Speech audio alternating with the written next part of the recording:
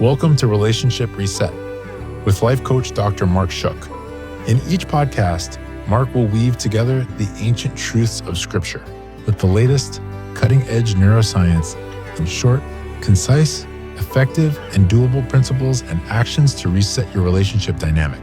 Hey, welcome to Relationship Reset. I'm Pastor Mark Shook, your life coach and your guide as we're digging into internal family systems and what the Bible says about how to heal those past memories of hurt so that we won't be triggering all the time. We looked at exiles in the last podcast. We're going to look at managers in this podcast, manager parts. Managers in internal family systems are the parts of us that work hard to keep everything in our lives under control. They try to prevent emotional pain, protect us from feeling vulnerable. So we're going to look at how managers develop, how they function, and how they interact with other parts of our personality. In internal family system, the mind is made up of different parts, almost like subpersonalities that you can interact with, even though they're really just basically neuronic knots caught on the right side of your brain that are memories locked in there. You can respond to them as if they're like a little person locked in time, a little you. One of the most active and dominating parts that we get are called managers. Manager parts have one main goal: to protect you from pain or harm by controlling your emotions, behaviors, and environment. They take on roles that prevent you from feeling vulnerable or from getting hurt by others. For example, a manager might push you to work hard and achieve high standards to avoid feeling unworthy or inadequate. Another manager might make you avoid conflict at all costs, making sure you keep the peace in relationships so you never have to face rejection or criticism. Here's the thing: managers aren't bad or harmful in themselves. They're trying to protect you from getting hurt, but sometimes their methods can lead to stress, to burnout, and especially to disconnection from your true feelings and from those that you love the most. They're well-meaning but overly strict guardians who think that keeping you constantly on guard is the only way to stay safe.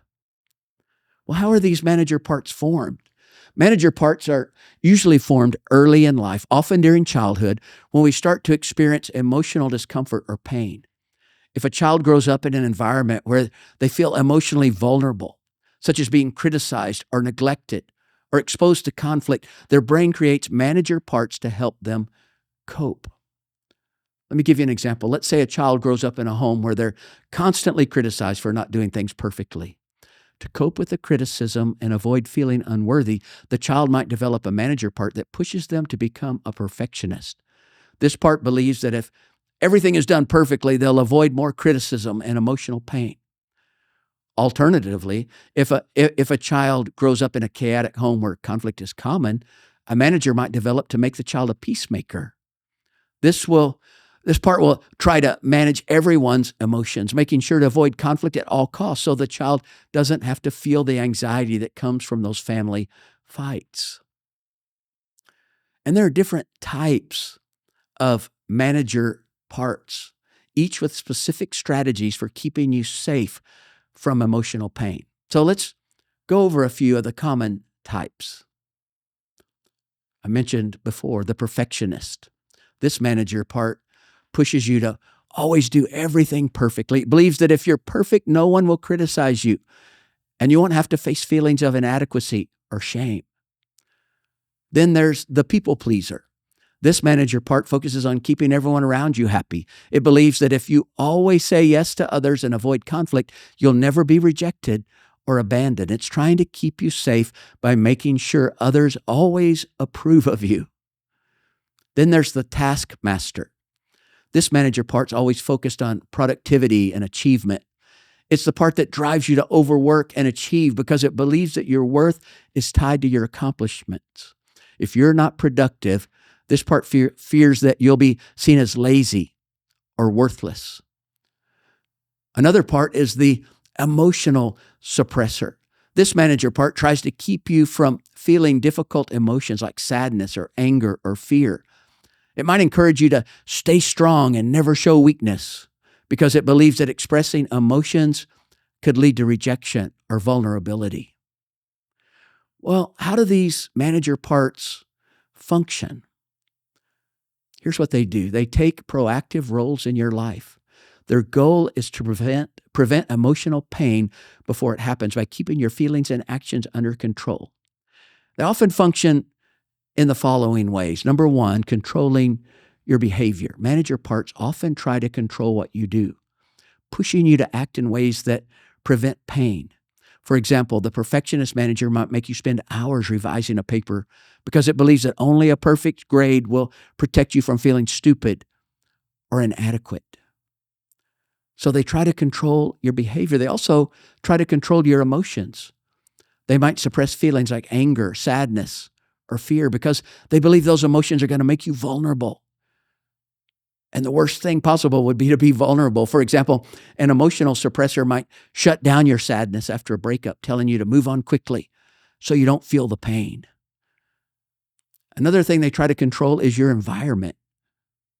For instance, a people pleaser manager might make sure you're always agreeable in social situations, avoiding any conflict or disagreement to keep everyone happy, to protect you from rejection. Well, how do these manager parts affect us? Here's the thing. While the manager parts mean well and are trying to protect you, their methods can sometimes cause problems. By controlling your emotions and behavior too strictly, manager parts can lead to some pretty serious things. One, burnout. If a manager part is constantly pushing you to achieve or be perfect, you can become exhausted and overwhelmed. They'll also sometimes lead to disconnection. Manager parts often suppress your true feelings to keep you safe, but that can lead to a sense of disconnection from your authentic self. The imago Dei part of you, you may feel like you're always putting on a front or wearing a mask, never expressing how you really feel, for fear if someone sees the real you, they're not going to like it. Also, it leads to avoidance of growth. By avoiding uncomfortable feelings or challenges, manager parts can prevent you from growing emotionally, learning how to deal with difficult situations in healthy ways. The manager parts inside of us, they can take over sometimes. And sometimes we have a manager that we think is our imago Dei, our God part, but it's really not. It's functioning at a much lower level. Manager parts work closely with other parts of your internal system, especially with exiles and firefighters. Remember, manager parts are often trying to protect you from the pain held by those exiles. The exiles are the part of you that carry the deep emotional wounds, remember, like shame or fear or abandonment. Managers work hard to prevent the exile's emotions from surfacing because they believe you can't handle the intensity of those feelings. They also try to work with firefighters. When managers fail to keep the exiles under control, firefighter parts will jump in.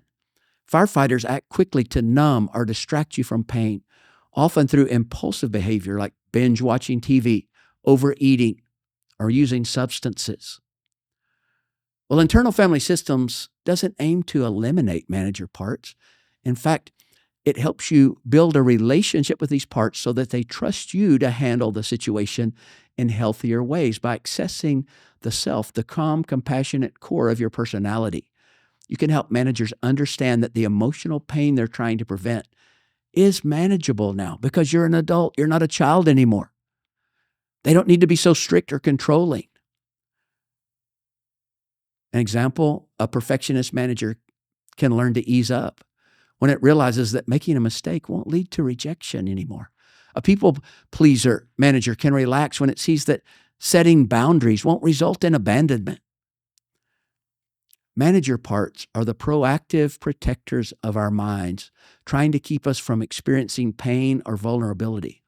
And while they serve an important purpose, their methods can sometimes hold us back by suppressing our emotions or driving us to unhealthy extremes. By recognizing and working with our manager parts, we can achieve a more balanced and authentic way of being. Remember, these protective parts are taking responsibility for our day-to-day safety. For many of us, they are the voices we hear most often, to the point where we may believe that those voices are our voices or our thoughts. While we rely on their opinions, strategies, and judgments, We also feel constrained by or annoyed by them. Managers are the parts of you that want to control everything. They try to control your relationships, your environment, so you're never in a position to be humiliated, abandoned, rejected, attacked, or anything else unexpected and harmful. They try to control your appearance, your performance, your emotions, and your thoughts for the same reason. And in this same protective effort, they often have a never again philosophy. Never again will I let you be so weak, so needy, so dependent, so open, so trusting, so happy, so risk-taking. Managers are the parts that monitor how you're coming across to others. They scan for cracks in your masks of invulnerability, friendliness, perfection. They compare you to others. They interpret the world around you and create the narratives you live by, and then they enforce them. They create stories like, I'm a nice person, I'm a hard worker, based on feedback from the outside world. So a habitually nice person exiles angry parts. A hard worker doesn't give time to playful or intimacy-loving parts. Managers are the internalizers of our culture. They open the door of our psyche and welcome in the values that surround us. They believe our survival depends on the mercy of the outside world, so they take on the voices of authority in order to get us to behave appropriately. Sometimes they sound like a parent, or they sound like a coach, or they sound like someone in our culture, or they're just an inner critic. We often resent our managers because we experience them as the constant inner chatter that keeps us from concentrating, the self-hating voices that never let up, the fear that holds us back in relationships, the impulse to do for others that makes us neglect ourselves, the drive for achievement that consumes all our energy, the feeling of victimhood that others tire of, the sense of entitlement that makes us inconsiderate, and so on. Yet when you get to know them, we find that they're generally much younger than they first appear, and they're overburdened with responsibility and fear. Like parentified children, they are in over their heads, and consequently, they become rigid and punitive. Most times we have a love-hate relationship with them, much like we might with a dominating parent or a boss or spouse. To relate effectively to them, it's important to appreciate the responsibilities they carry, the constant stress they're under, and the sacrifices they've made to protect us. Again, like I said, they're much younger than you think they are. They're like a child trying to act like a parent. Internal family system therapists have a great deal of compassion and respect for your managers. Jesus does too, and I hope you can too. Misunderstanding the nature of parts has been one of the biggest sources of human suffering. This is why simply trying to rebel against your managers, ignore them, or try to use positive affirmations to correct irrational beliefs, often it's just not enough. When you get to know them, you find that, in fact, most managers hate their roles and are much more than their roles. They often feel unappreciated and hate their jobs, but they think somebody has to do it. When we can integrate them and free them up, our lives become so much better. Imagine what it would be like without having to control everyone around you. Imagine what it would be like if you didn't have that inner critic constantly hounding you. Imagine what it would feel like if you didn't have that deep sense that if you really let people in, they're not going to like you. So no one ever really gets to know you.